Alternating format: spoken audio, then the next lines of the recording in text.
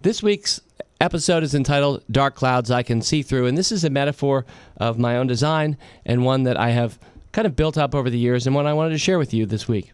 Dark clouds I can see through. So let me break that phrase down into three parts. Dark clouds, first of all, let's talk about those.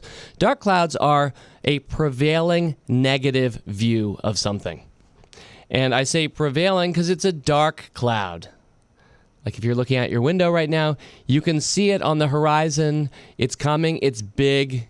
It's probably making something wet. Everyone can see it. We can all point and say, wow, that is a dark cloud. So it's a prevailing view because it's a big cloud, but it's dark. People are worried. They're pessimistic. Something is not going to work out. Dark clouds I can see through. So that's the dark cloud part. By the way, I'll be giving 4 examples shortly attached to the stock market, but let me keep breaking down this phrase. Part number 2 of the phrase, I can see.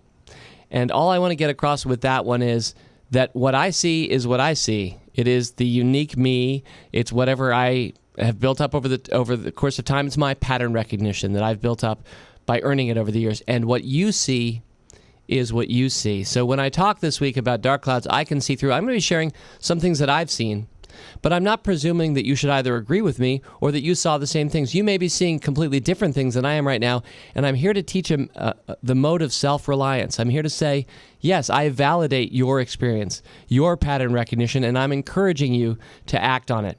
Because when you're right, you'll feel a great sense of pride and authenticity that you acted on your own instinct. And if you're wrong, then you'll learn, I'm not always right. What can I learn from that? And you'll tweak and you'll get better. So far better for you to listen and learn and do your own thing based on what you hear on this podcast or anything at Fool.com than if you merely mimic me. So dark clouds that you can see, that I can see. And then the last part of that phrase is through.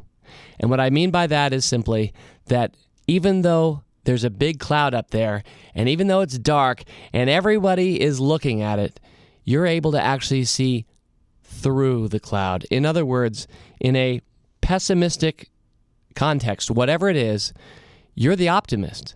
You're the person who thinks that what's going to happen, what everybody thinks is going to happen, is actually going to be wildly better, wildly different from the not good tidings that you're hearing blurted around you. Dark clouds, you and I can see through. So why does this matter? And how do we attach this to the stock market? Well, in my experience, many of my best investments have been because I believed when the vast majority were not believing. So this is a fun podcast for me to do this week because I get to talk about the times I was right. I'm wrong all the time. We talked about that some other weeks, and we'll go back to that in future again. But I'm going to be talking about things that worked out when I was among a small minority. I hope you were with me. I bet you were for a few of these. I was in a small minority, and the headlines and the prevailing perception was that something bad was going to happen, but instead, you and I, we bought shares and we held. And the key here is that if you're right when the entire world was betting against you, you are going to make a lot of money if you leave that investment in. Because if you end up being right, slowly the world will start to realize that it was wrong and that you were right, and some of those people will start to buy that stock. And because there was such a huge prevailing negative perception of the stock, there are a lot of converts to be made over the succeeding years, sometimes decades. And so we hold those stocks because they were dark clouds that you and I could see through. So what are some examples? I have 4 this week. The first is e-commerce. Back in the day, rewind your clock back to 1996 or 7. One of my early television appearances was on CNN. It was actually on CNN Headline News, but they were doing a short interview in their tight 25-minute time frame, and it was going to be me coming back. In fact, they said, coming back, we're going to have David Gardner from something called the Motley Fool, and he thinks you will give your credit cards over the internet back after this. And that was the interview. I came on to be the guy. And this seemed crazy at the time, and if you were alive, I hope you remember this. It seemed crazy to a lot of people that e-commerce would work, that people would give their credit cards, this sounded scary, over the internet to buy something. And so, even though we were doing the same fool thing back then that we're doing now, which is mainly talking about the stock market and stocks, at that time, we were almost apologists for the medium itself. We were believers in online. In fact, with America Online, we were even pre-World Wide Web, but we were pro-web. And so we had that perspective that this medium, the internet, would be awesome. We had no idea of how awesome it truly has become now by 2016, how many solutions it creates for how many people across the world every day in how many contexts. There was no way to know it or see it back then. Gee whiz, Google wouldn't start for another 5 or 10 years, and Facebook wouldn't start for another 10 or 15 years. So really early on. And it was a dark cloud that we could see through, the prevailing negative perception of the internet. In our space, people were saying, well, people are hyping stocks in chat rooms. That was the big fear or worry, that this is all useless drivel discussion of stocks online, amounting to just mere chat in chat rooms. So we went on as the Motley Fool, my brother Tom, me, and a number of our advisors, people like Jeff Fisher. If you know Jeff and his work here at the Fool, we've been around for a couple decades now, and we were largely buying these companies, Amazon, eBay, AOL, and all of these ended up being the just tremendous stock investments of the next 10 years or so. 2001 certainly did hurt this group of so-called dot-coms a lot, and some, the weaker ones, never did come back, but really, the stocks that I continue to look back on, say, of my 10 best investments, 3 or 4 of them are right from that era, some of which, like Amazon, I still hold today. So that was a dark cloud that I could see through. I know I wasn't the only one. I hope you were seeing through it with me, too. Number 2. Number 2 is just the phrase, Walmart will crush blank. Walmart will crush blank. The dark cloud was that Walmart, so large, so impressive in many ways, so threatening. In times, so maybe over large. Kind of a big brother-like perception, which sometimes happens with other companies too, like Microsoft. Companies that become so big that people stop liking them, and sometimes, in some cases, begin to protest against them because they start to look like too powerful entities in our society. And so Walmart will crush blank. I'll give 2 quick examples that I have seen up close and personal over the years. The first was Amazon. Amazon was going to get crushed by Walmart. I hope you remember this. If you were around in the years 1999 through 2005, the perception was that once Walmart really comes in force online, Amazon will be toast. Some years later, this really shows how powerful Walmart has been. I don't think is today, but has been. Another company that was going to get crushed by Walmart, another one that we believed in, a dark cloud that we could see through, was Netflix. Do you remember this? Walmart began to offer video rentals in Walmarts where you could just pick it up and drop it off there, going head-to-head against Netflix, which was largely still the DVD rental business back in the day for Netflix. And the idea was, well, now that Walmart is doing this, Netflix is going to get creamed. And the reason I think Walmart will crush blank is a dark cloud that I saw through, maybe you did too, that we can see through in general, is because I think these kinds of perceptions don't really respect 2 things. First, the extreme difficulty of being a very, very large company and trying to compete along one aspect of your enterprise, like Walmart, movies, just movies, with a nimble, focused competitor that is using the internet as its competitive weapon. So number 1, again, I really don't think it's that easy to be a very large company and compete against well-funded, visionary competitors that are highly focused on something that sounds or looks like a niche, as DVD rentals did back in the day, or even when Amazon started e-commerce, as e-commerce looked like just books online back in the day for Amazon. That's number 1. Number 2, I also don't think that this perception respects just truly how powerful visionary founders can be, whether it's Reed Hastings, a quote. I'm going to close this week with a Reed Hastings quote to make a separate point, but Reed Hastings is a visionary, so's Steve Jobs. The list goes on and on of people who were really brilliant business people who started enterprises. And really, if you think about it, even to get your company public and scaled to the point that people would be saying, well, Walmart will crush blank. Think about that. Think about how hard that was, how many smart decisions generally youthful, visionary founders of small startups, to even get their startup to the point where people would say that is such a bullish indicator to me. It doesn't work every time, but it works well enough. And when it does, if it's a dark cloud you can see through, you're going to make a lot of money. That was number 2. Walmart will crush blank.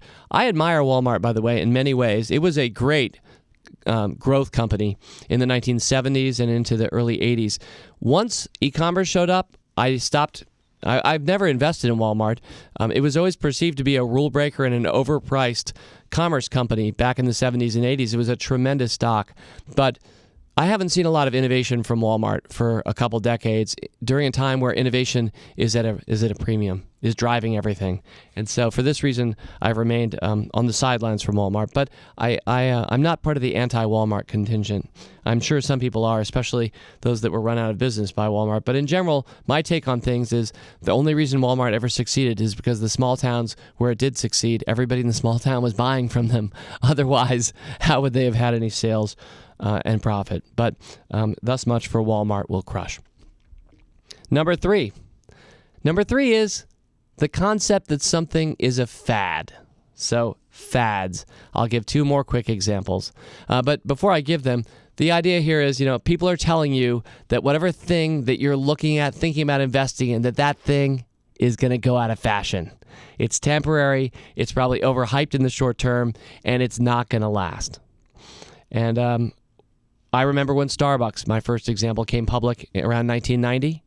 There was a major perception at the time, a couple of years in, as Starbucks is succeeding as a public company, that coffee houses were a fad.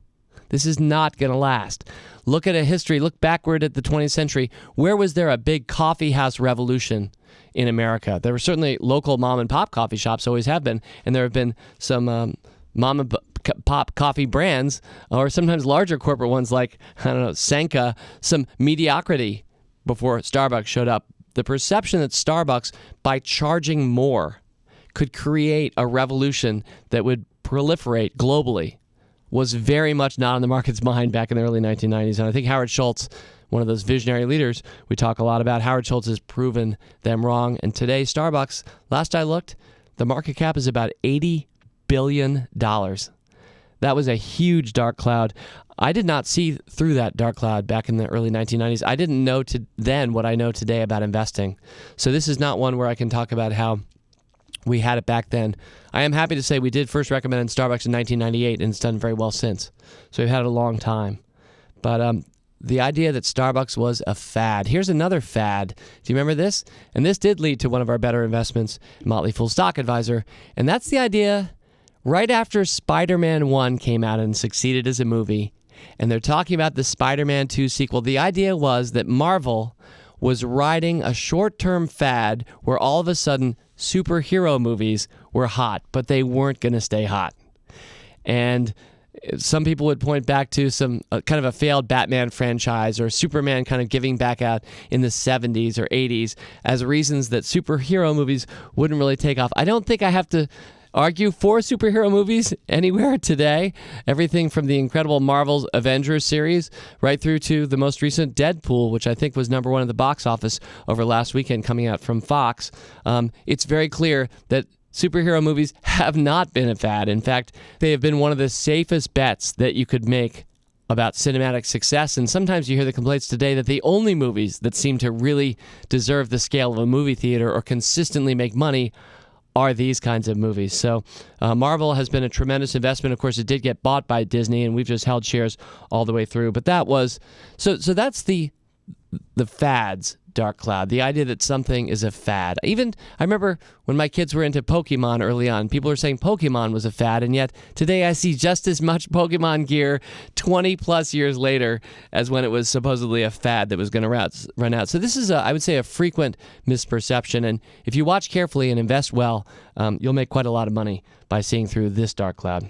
And the last one I want to mention this week is just Activision Blizzard, one of my favorite stocks, which several years ago was dogged by the notion that it wasn't participating in mobile apps, and especially the free-to-play gaming revolution happening on Android and certainly in the App Store for Apple, where you see all these free-to-play games. And Activision Blizzard, which has great franchises like Call of Duty or World of Warcraft or Hearthstone today, some of my favorite video games, and I really admire this company, it's one of my favorite stocks, but it was considered to be slow and have all the other horses left the gate when free-to-play mobile phone games showed up.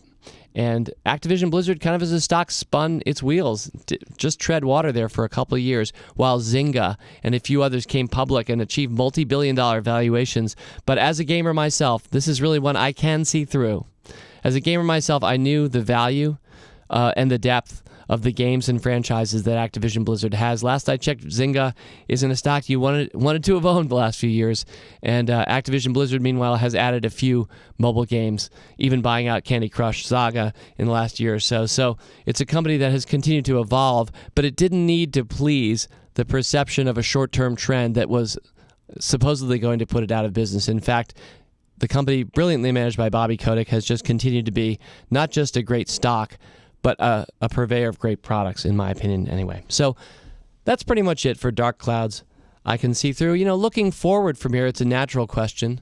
What are some dark clouds that you or I can see through today? And I'm going to just give a quick short one as a thought starter, but I'd love on Twitter this week, if you see any, you could just hashtag dark clouds or just go at RBI Podcast, because you're going to teach me a lot if you have any answers here, what you're seeing, because you and I think we'll make quite a bit of money if we can identify the right trends that people aren't believing in that will in fact prove their worth in the coming decade or two.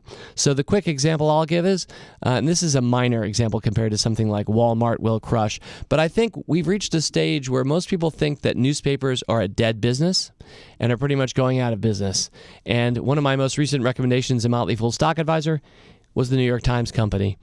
And what I see in the New York Times Company is a company that, while its revenues have come down dramatically from where they were 10 years ago as a media company, it is a company that today has stabilized, is profitable, is innovating, and actually doing some really good stuff in mobile.